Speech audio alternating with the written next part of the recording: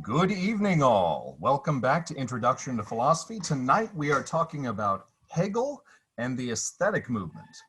So Hegel is a tough philosopher no matter what. It's just, he's a tricky character. And so it's difficult to get through him in a single lecture, much less a series of lectures, but we're going to do what we can.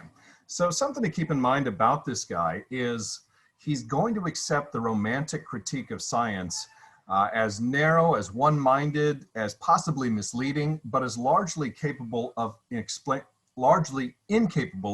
the world. He started off with theological studies at the Stiff Theological Seminary, but was judged not to be of very good knowledge. While he was there, he roomed with a couple of guys who would later go on to make their names famous in Germany. Hölderlin, who wrote the two-volume book of poetry Hyperion, which is kind of a classic in German literature, and also Schelling, who comes to be a feature in German idealism. So the academic world at the time Hegel is writing is in the context of the French Revolution and a lot of the ideas that are surrounding it. So we're in a post-Enlightenment world. Things are sort of shaken up, and we're going to see where things come out. So like many of the Romantics, Hegel shares with this idea that science is kind of understood as being perfected by Newton really isn't that at all. In fact, it's got a number of problems. If science kind of stays at this level of mechanistic explanation of things and particularizing complex phenomena into reduced non-realities, it really can't explain a whole lot because most of us simply don't traffic in that terminology on a day-to-day basis. In fact, most of science is spent, as Hegel observes, vindicating its own flawed methods, trying to point out just how correct it is when in fact it's anything but as he views it. So the subject of truth itself is really what has real being, and in the sense of nothing being added or modified, as understood by Hegel, Descartes' achievement was to recognize that knowledge in all of its forms is really just the unity of thought and being. So Hegel admires Newton, but he regards Newton's work as really just kind of making it possible for Locke to become nearly official. Now you'll recall I said that for our purposes, we're not particularly interested in Newton or anything that Newton accomplished, but rather how Newton would then be applied, first by Hobbes to social constructs, and then by Locke in his Newtonian science of the mind. So this idea, this commitment of perceptual modes of knowledge is really going to be one of those big things that surrounds Hegel. But the world that we observe and that we record, if it's accurately defined as the action of those little bitty corpuscles, which remember we might just as well call atoms, corpuscle literally meaning little bitty bodies, the laws governing them are all that really need to be studied. And everything else can kind of essentially be ignored. But there's nothing in Newton that really explains why the laws are or why they have to be the way that they are. Why is everything the way that it is and not some radically, fantastically different way instead? And so to kind of get into this, we're going to return briefly to Johann Fichte, who we discussed briefly before. The classic Hegelian triad of thesis, antithesis, and synthesis is actually one of Fichte's contributions, not to get too pedantic about that. So Fichte recognized this big conflict in Kant's epistemology. If there is a barrier between reality as it is, the noumena, and the reality as it's perceived, the phenomena, then philosophy's got to do one of two things. Either it's got to bypass the mind entirely and in every way, or, quite radically opposite, it has to accept that the mind is really the only thing that is the worthy object of our philosophical attention. So Fichte says the ultimate reality is the idea. That's the starting point, okay? According to Hegel, we ought to be looking not for those causal connections like Aristotle got us on the road down with formal, material, efficient, and final causes, but instead the reason behind laws, because reality is rational. So to understand an event is to understand the reason behind it. Reasons are not just another name for causes. Causes can be final, they can be efficient, they can be material, they can be formal, but there's really no sense of necessity for them. A block of marble doesn't have to be carved into that statue. Just because I have an idea of what a statue is doesn't mean it's ever going to take fruition and be carved, okay? So they're really just contingent facts of the world and things in it. But if I know the reason for something, that's to understand why it had to take the form that it did. Now, Hegel applies this to human history itself, that there's this kind of evolutionary, progressive, though not always hopeful, perspective on Romanticism. There has to be a reason for humanity to develop the way that it has. Okay? From basic survival to human communities, to literacy, to rationality, each stage of our progression is a little bit higher than the previous one. And Romanticism precedes this struggle as what's called Sturm und Drang. It means turbulence and urgency, and it just sounds cool. Human history is the result of things trying to work its way out through this kind of struggle. And it's out of that struggle itself that things get resolved or possibly evolved, as the case may be. And it's in the resolution that we find life lived at progressively higher planes. But there are trade-offs, of course. So if we were to look at things in terms of what we've gained for all of our technological expertise, we've gained quite a bit. I mean, all the technology that when I was a kid, you had to have, your computer, your Atari, your boombox, your CD player, your Walkman, all of these different things, about 8 or 9 different gadgets to do things, now carries in my pocket as my cell phone. And it's quite a bit better and quite a bit easier if we're being honest with ourselves. And yet one of the things that the world has lost is an appreciation for, say, paper books, which I choose to surround myself with here, but not everyone does. I still write in cursive and in Latin and things like that. This is not necessarily always going to be the case.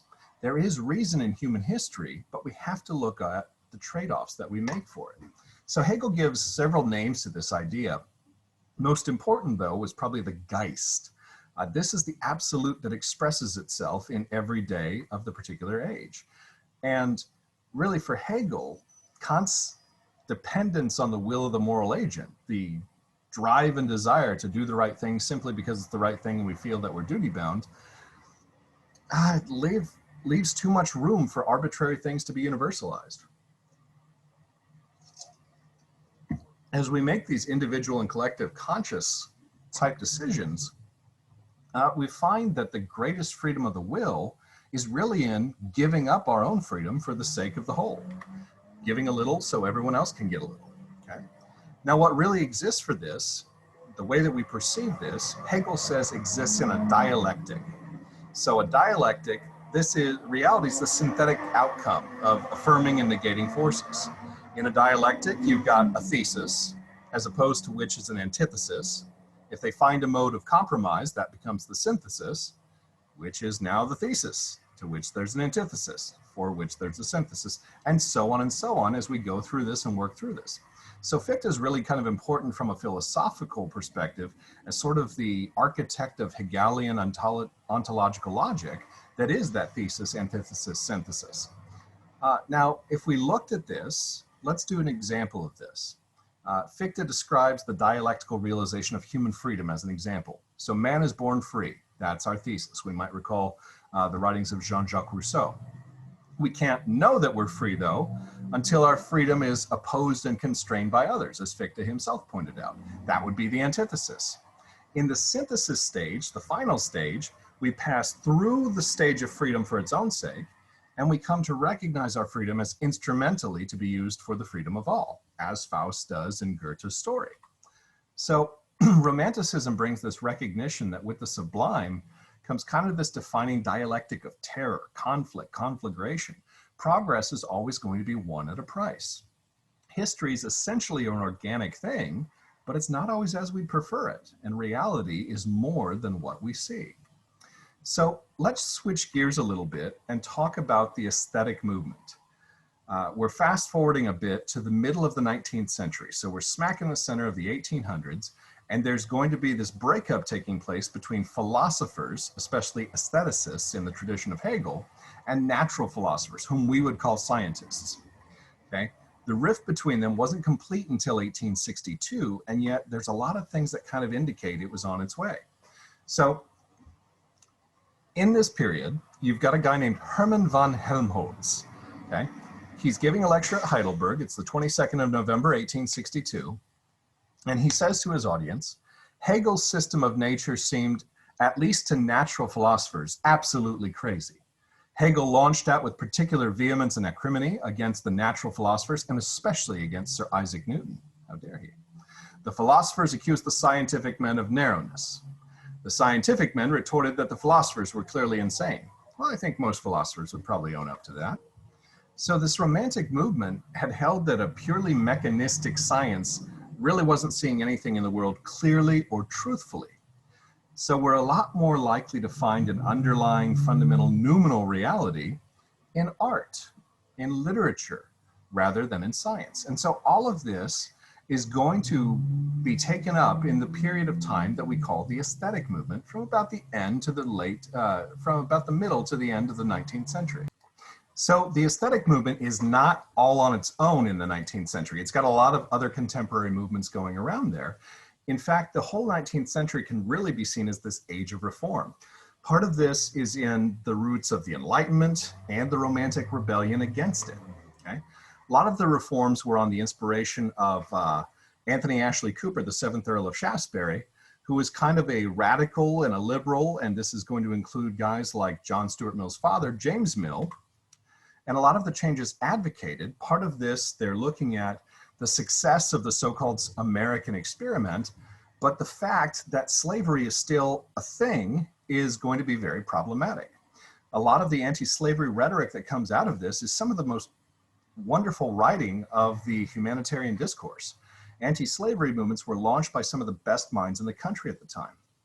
Now, in the Romantic tradition, there's this idea that really the best things, our most noble sentiments that we have going for us as a race are our benevolence and our beneficence, okay? So let's look at it from an if-then statement. If the defining feature of human nature is its moral freedom, as Kant had argued, then nothing could be worse than to institutionalize that which denies the exercise of that moral freedom, of that moral autonomy. So the big problem of the Enlightenment was that social problems, all of them would be solved, and that they would be conquered with scientific solutions, and yet here they weren't. There was already within Romanticism this idea that science's understanding of nature was kind of incomplete.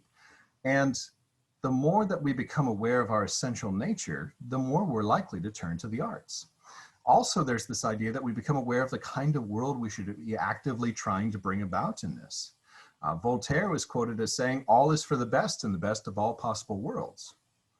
Whereas Robert J. Oppenheimer, one of the guys who worked on the Manhattan Project and built the atomic bomb, said, "The optimist thinks this is the best of all possible worlds. The pessimist fears it is true." Chew on that for a minute. Imagine if this were the best it was ever going to be. Ugh. Okay. A good way to look at this between kind of competing perspectives, the Romantic and aesthetic movement and the scientific, we find in a speech by Thomas Henry Huxley. It was given at the founding of the University of Birmingham in England, and it was an attack on, to which received a reply of Matthew Arnold, kind of one of the big guys in the aesthetic movement. So Huxley says, should a youngster making his way in the world study natural science or two dead languages? And the languages he's referring to here are, of course, Latin and Greek. And he says the answer is obvious. Greek and Latin might be proper if you intended to review books, but the rest of the world was now in the domain of science. Now, Huxley characterizes Arnold as this Levite of culture. The Levites were the priestly class in ancient Judaism, carrying with them a hieratic and remote past. Hieratic is also a way of referring to priestly sorts of groups. But this world had since been overtaken by bold scientific advances. Arnold got a hold of this speech and replied, saying, well, how is nature best to be understood by us? Can we dig into its remote biological past, its archaeology, and try its anthropology and try and understand it better? Now, he's read Darwin, of course, and Darwin says our ancestor must have been a hairy quadruped with pointed ears and tail, arboreal in nature. In other words, a monkey. Arnold says, well, let's assume that's so. There was something in that monkey that inclined him to be Greek. There must have been, because Greek is exactly what he became. Now, if we look inside ourselves and we find that we're not complete, if we're driven to perfect ourselves in works of art and the words of Aeschylus and Sophocles and Plato and Aristotle and Herodotus and on, the whole point of classical study, like the whole point of the aesthetic movement, isn't to prepare you for the life of a book reviewer, but to prepare you for the life of a rational being. The whole point of culture, Arnold says, is to make a rational being ever more rational and to achieve what he called sweetness of light, sweetness and light. Now the question is, in this day and age, with all of the distractions, with all of the Netflix, with all the Twitter, do we still have sweetness and light anywhere? That's a tough one. Now, one of the things that a guy named John Ruskin noted when he came along and said that in an age like his own, and I would argue in our own, that's without a lot of originality, that doesn't have much creative force, the best thing to do is to copy the works of a better age. One of Oscar Wilde's more devastating statements was, the birth of America was the death of art. What Wilde is pointing at is the conflict between the ideal and the practical. If we think back to the days when we were in classrooms together, most of our classrooms these days are pretty practical. I mean, they have walls, they have desks, they have chairs, sometimes they have windows. They frequently got a whiteboard and a projector, but is that really enough? Is that a beautiful environment in which to learn? Well, no, not usually. So hopefully wherever you're watching this, you're learning in a much more beautiful environment than you were previously. A more discerning critic of America, Matthew Arnold, wrote a couple of essays on America. And Arnold had rehashed a point made by Sir Leopold Griffin. He concludes that America has largely solved the political problem, because by this point they had, the problem of poverty, because we had for quite a while there, and the social problem, but not a human problem. Here's what Griffin was getting at. America is big, we're rich, and we're getting bigger all the time. The problem is we're just not that interesting culturally. We don't have a whole lot that we can legitimately call our own. What makes a nation interesting is its capacity to inspire awe. Chiefly, it does that through creating beauty. If we go to Rome and we see the Colosseum, if we go to France and we see the cathedral at Chartres, or perhaps Notre Dame, okay? Until America makes itself awe-inspiring by an attachment to beauty, it's not going to be particularly interesting. And this isn't dogging America. I love America. This is just saying we don't have a whole lot uniquely going for us when it comes to culture and the arts. So we're going to have a tough time finding that sweetness and light. If we think of our nation's great monuments, the Washington Monument is an Egyptian obelisk. The Lincoln Memorial looks like a Greek Parthenon. The aesthetes of the 19th century weren't just saying that art is valuable, they were saying its creative power is more vigorous than that of science, that our character is formed by our practices, by our perceptions, and that if we become mechanical and we become vulgar, we're translated into something simply less than we were. Art, on the other hand, is the perfect example of Schiller's idea that men are never so free as when they're at play. Art is the free play of the spirit, bringing into being what couldn't have been predicted. When we create, whether it's literature, whether it's artwork, whether it's poetry, whether it's food, for instance, or music, we are freely at play. We are creating that sweetness and light that can't be found out in the world, but we are making it for ourselves. So that's perhaps a little bit heavy, but that's where we are stopping for this evening. As always, if you have questions, put them down in the comments or post them on the discussion page, and I will look forward to seeing you again soon. Bye-bye.